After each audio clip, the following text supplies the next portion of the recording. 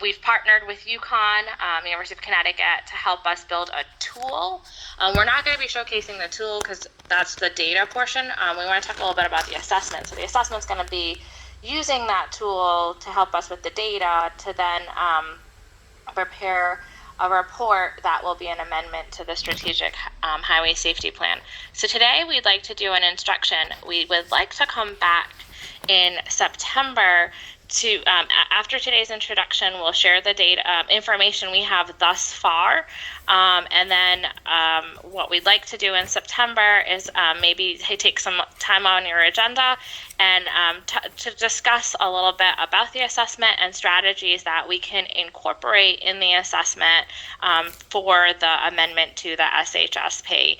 So just a reminder, this what we are looking for at the end result are strategies to help reduce the fatal and serious injury crashes for vulnerable road users in Connecticut. This is not looking at spot locations or specific project locations. It's really coming up with strategies. With that, I will let Balaj take it away. And if there's any questions, if you don't mind just maybe holding the questions until the end, we are going to open this up for discussion. But we just have a few slides here, so Balaj will go through and then we'll discuss after, if that's okay with the board and the group. All right, thank you. Good morning, everybody. Again, my name is Balaj Zog, work at DOT Safety Engineering Group as a supervising engineer. My presentation is over here in front of me, so I won't be facing you guys as I talk. Apologies for that, just that's how it is. But yeah, I'm going to give you a relatively high-level overview of what the VRU assessment is. Presentation is probably going to be like 10 minutes, 15 minutes, nothing too crazy. And then, as Natasha mentioned, if you guys would be kind enough to hold your questions and applause until the end, that would be lovely. So we're going to start with what is a VRU, right? A VRU is a vulnerable road user. Definition here comes from FHWA. It's a non-motorist with a fatality analysis reporting system, or FARS, person attribute code.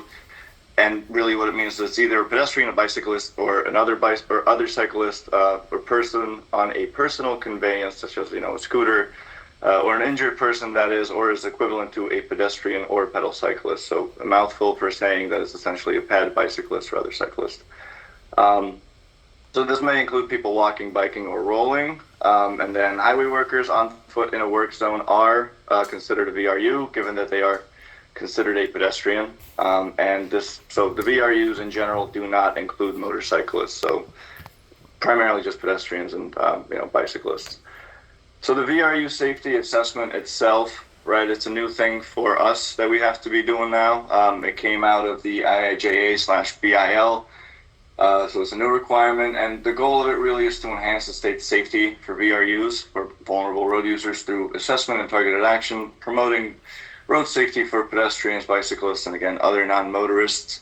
And really what we're trying to do is we have a deadline of November 15th.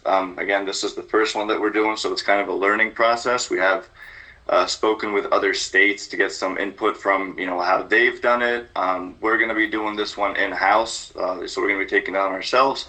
And that's, that's part of what this meeting is for, is to get input from everybody, just to, some feedback.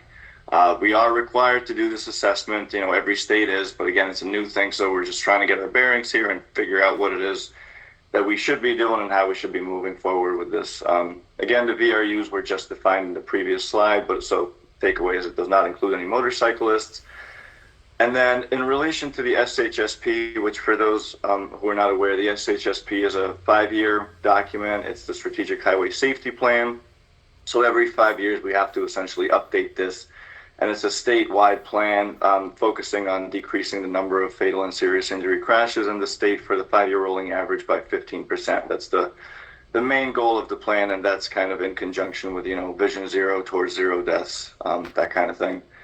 And so this VRU assessment, though, does have to be included in the SHSP as an appendix, again, by the due date of November 15th.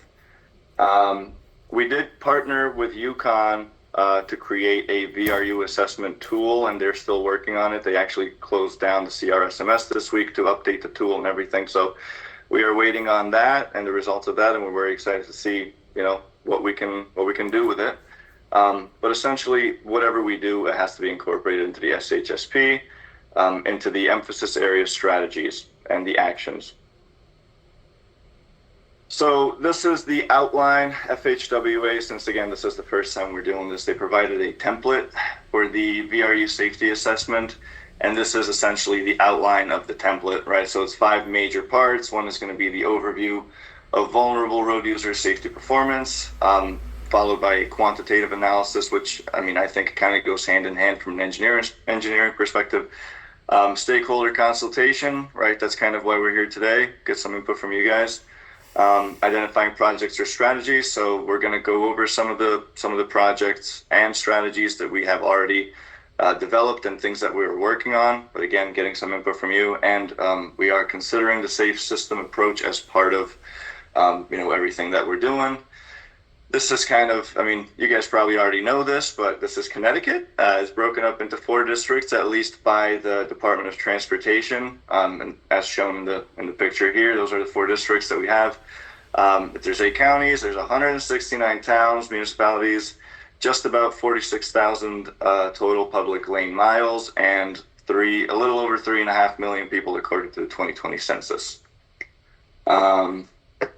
And so, again, kind of tying this into the SHSP, there are 4 major emphasis areas within the SHSP. 3 of them are listed here. One is the infrastructure, one is the behavior, and then pedestrians, again, being part of the vulnerable road user group, are also one of the emphasis areas. So we actually did just have a meeting for the pedestrian emphasis area. I believe it was not this week, it was a couple of weeks ago. But the other emphasis area is the additional safety areas, which I'm not going to get into because there's just way too many moving pieces that don't really apply here. But the takeaway here is that the pedestrian emphasis area is part of the SHSP, and again, that kind of overlaps with the VRUs in general. The other thing is the 4 E's of safety, right? So we're coming from an engineering background, working for the DOT, but that means that we're kind of limited, at least in the way we apply our thinking, right, to engineering. But there's 4 E's of safety, and that would be education, enforcement, and emergency services in addition to engineering. And by having a stakeholder group that's a little bit wider than just us, we're hoping to get input from people that are more associated with those other E's. And again, the safe system approach is just part of pretty much everything that we're doing lately. And really, if you're not familiar with it, it's just looking at roadway designs, emphasizing the risk of emphasizing the minimization of the risk of injury or fatality to road users. Knowing that people are going to make mistakes, right? That's part of the whole thing. Is that knowing that human error is a factor that we have to deal with, and then taking human injury tolerance into account. One of the things that have been brought up many times lately is that vehicles in general are larger. People are speeding, so combination of those two, right? It's a deadly combination, and what we can do to help people, if not avoid the crashes, what we can do to impact or withstand the impact forces.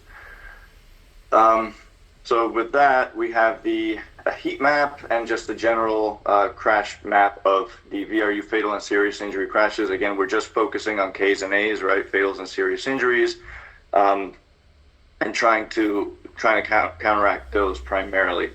And then the next slide is going to kind of give you a breakdown of the actual municipalities themselves, but this is just a nice visual to get you to see what the crashes in general do look like. And so following that, right, we have a breakdown here on the right hand side of the target crashes. Again, these are K's and A's primarily, of vulnerable road users.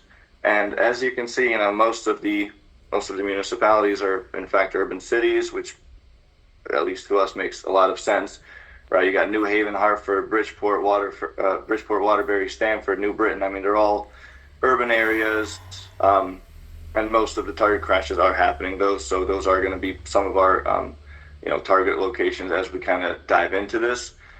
So this is data from 2018 to 2022, so the latest 5 years that we have. And then the severity of the crashes themselves, so 214 of them in the past 5 years have been fatals, and almost 700 were A's or incapacitating injury crashes. So, very serious crashes overall. Just over 900 total. And the gender breakdown here, we're looking at primarily males. It's 68% male and 32% female.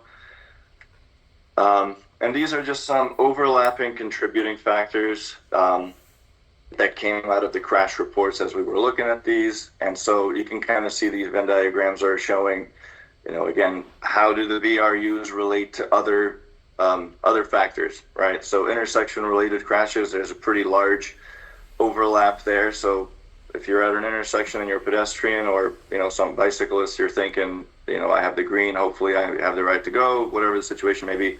Obviously, that's not the case because a lot of these crashes are happening at intersections. So this is just the way to show that.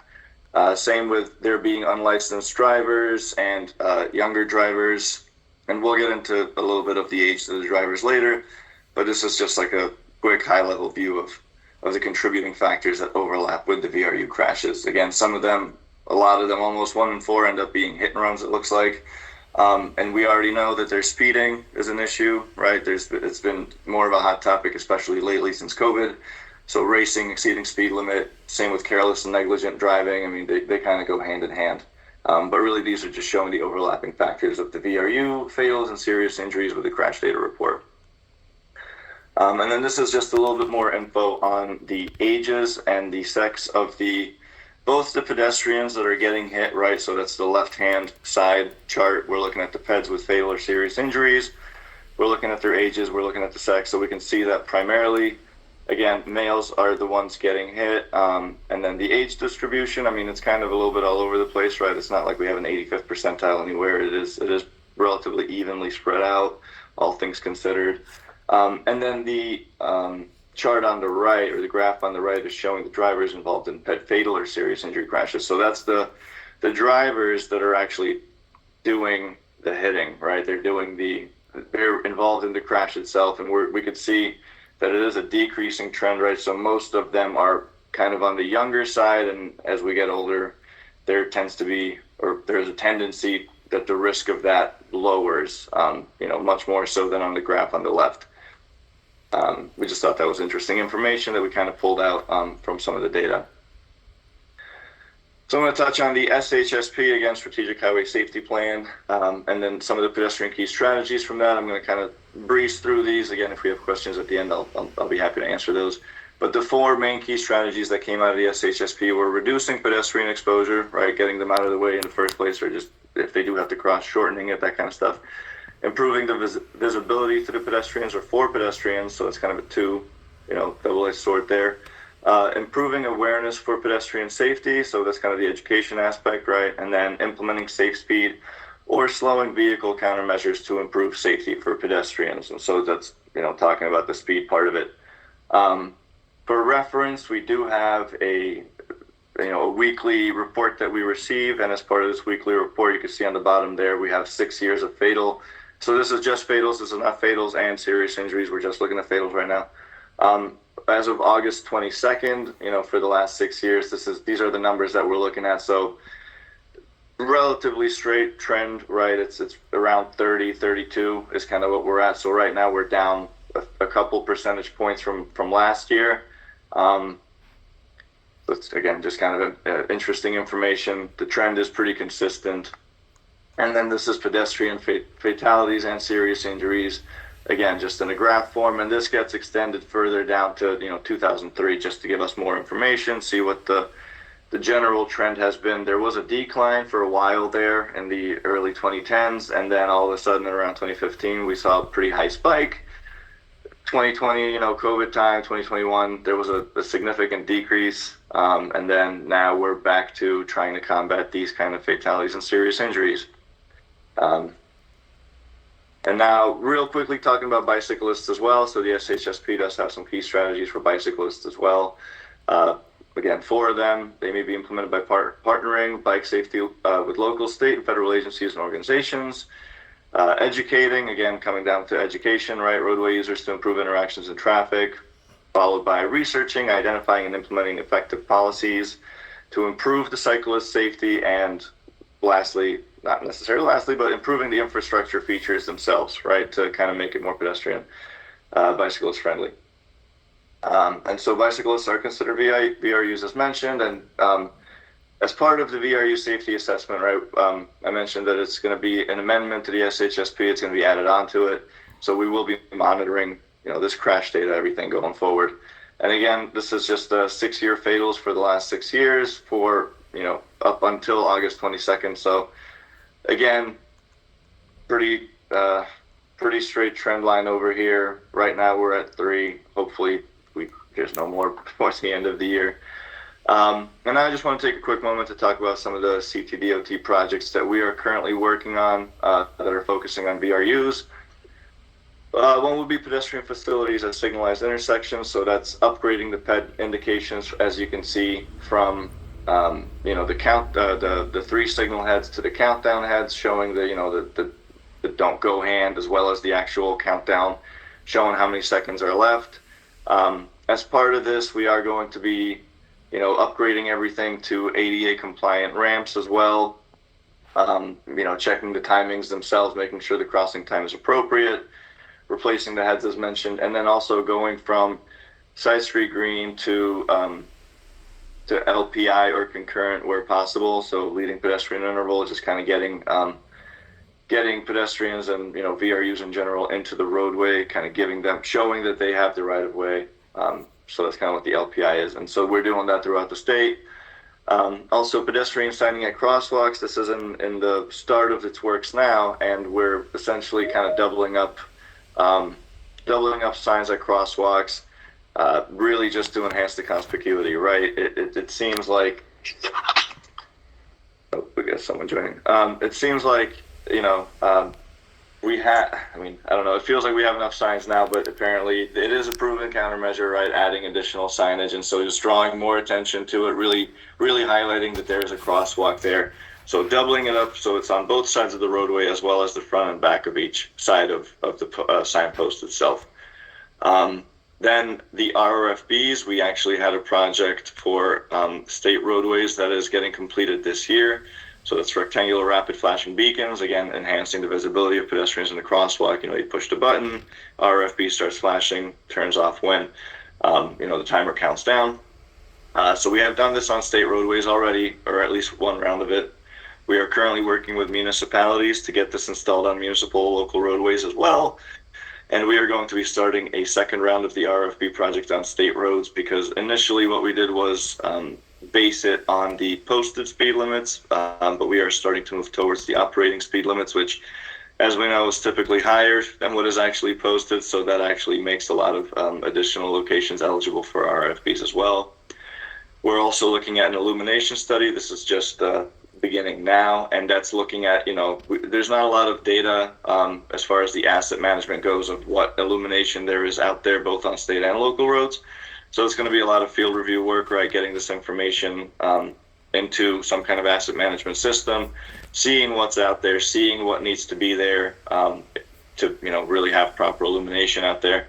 And the illumination was part of the EDC 7 this year, so it is again kind of a hot topic that we are focusing on. We also have PED crash location studies, so this is very similar to a high frequency crash location, looking at pedestrians specifically. And then kind of ranking them, by number of crashes and other contributing factors in the area. So we have to figure out that ranking system still, but that's kind of the idea for that. And then out of that study, we're hoping to develop an actual construction project and implement whatever would be the most appropriate based on the study findings. And then lastly, we're looking at a raised intersection and crosswalk study, focusing primarily on state roads for now. So for those of you who don't know, there is now a raised crosswalk in New Haven. That's the first one on a state road. It's kind of a pilot, but we are moving towards kind of accepting this as a countermeasure. So we are going to be looking and pursuing a study to see where else we could be, looking at this countermeasure and implementing it. Not going to go too far into this. These are just some of the, again, more key strategies to improve safety for VRUs. Feel free to peruse through this. I'll leave this up for a minute. But again, I've kind of talked about some of this already. Just to really add to this quickly, road diets. We did have a road diet study So we do have essentially a list of locations throughout the state that would be eligible to receive a road diet, again, based on things like volumes, roadway configurations, that kind of stuff. Pedestrian hybrid beacons, they're essentially a much larger version, overhead version of an RRFB. We haven't really gotten into a full-scale project on that yet, but it is something that we are, possibly looking at down the line. And then going to the far right side here, complete streets policies under improving awareness is the fifth bullet. So we actually did just have a complete streets policy passed. I don't know if anyone knows of the legislation, but I think it was recently passed. So that's, it's exciting stuff. And what's not on here, but is also, again, we kind of have our hand in a lot of different pots, and a lot of the stakeholders that we work with. But so we do have RTSP, so regional transportation safety plans. We have those for each of the 9 COGs. And we are looking at updating those as well in the near future, because those were finished. It was kind of staggered, but the last one was finished about a year or two ago. So we're looking at updating those.